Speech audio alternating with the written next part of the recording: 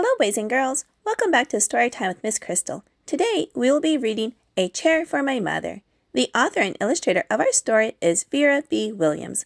Don't forget to like and subscribe if you enjoyed this story.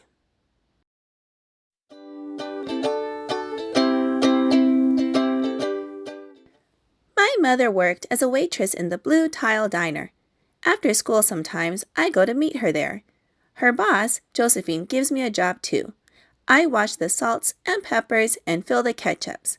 One time I peeled all the onions for the onion soup. When I finish, Josephine says, "Good work, honey," and pays me. And every time I put half of my money into the jar. It takes a long time to fill a jar this big. Every day when my mother comes home from work, I take down the jar. My mama empties all of her change from tips out of her purse for me to count. Then we push all of the coins into the jar. Sometimes my mom is laughing when she comes home from work. Sometimes she's so tired she falls asleep while I count the money out into piles. Some days she has lots of tips. Some days she only has a little. Then she looks worried, but each evening every single shiny coin goes into the jar.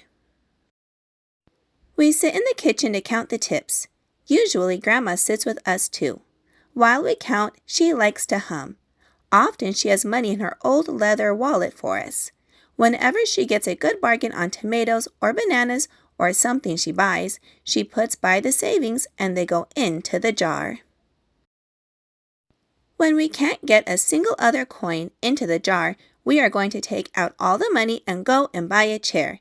Yes, a chair. A wonderful, beautiful, fat, soft armchair.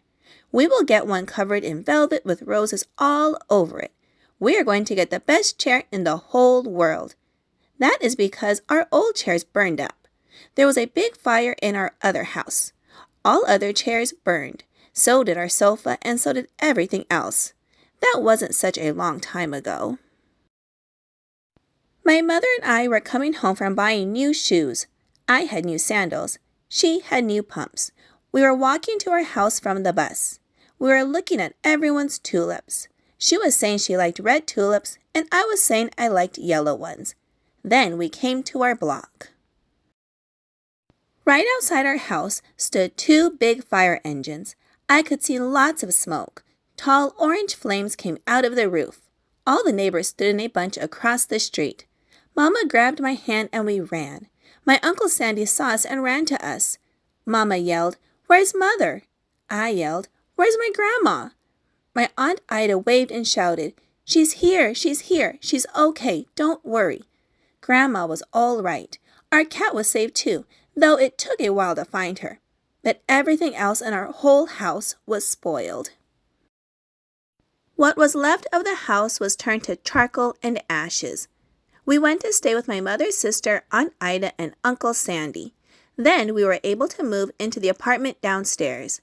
We painted the walls yellow. The floors were shiny, but the rooms were very empty. The first day we moved in, the neighbors brought pizza and cake and ice cream, and they brought a lot of other things too. The family across the street brought a table and 3 kitchen chairs. The very old man next door gave us a bed from his children when they were little. My other grandpa brought us his beautiful rug. My mother's other sister, Sally, had made us red and white curtains. Mama's boss, Josephine, brought us pots and pans, silverware, and dishes. My cousin brought me her own stuffed bear.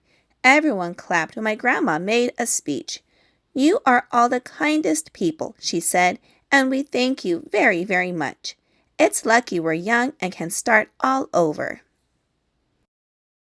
That was last year, but we still have no sofa and no big chairs. When Mama comes home, her feet hurt.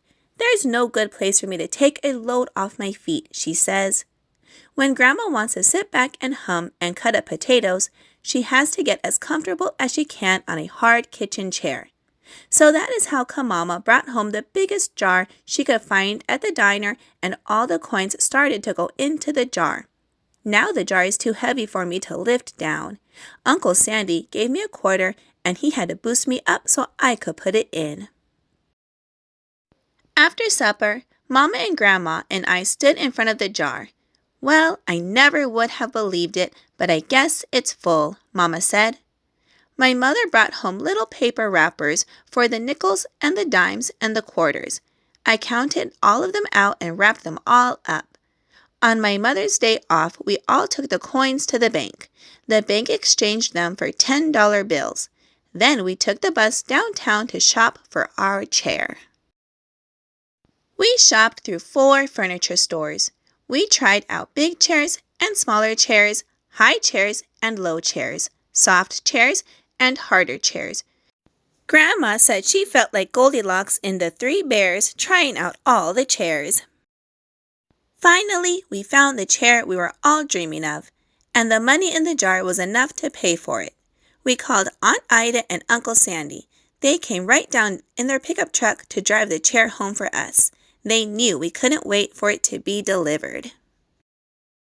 I tried out our chair in the back of the truck.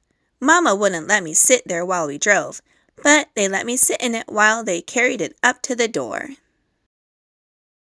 We set the chair right beside the window with the red and white curtains. Grandma and Mama and I all sit in it while Aunt Ida took our picture. Now Grandma sits in it and talks with people going by in the daytime. Mama sits down and watches the news on TV when she comes home from her job. After supper, I sit with her and she can reach right up and turn out the light if I fall asleep in her lap. Alright, boys and girls, I hope you enjoyed this reading of A Chair for My Mother. If you would like to add this book to your collection, I'll have it linked down below in the description box. And don't forget to subscribe to my channel so you don't miss any uploads that I add.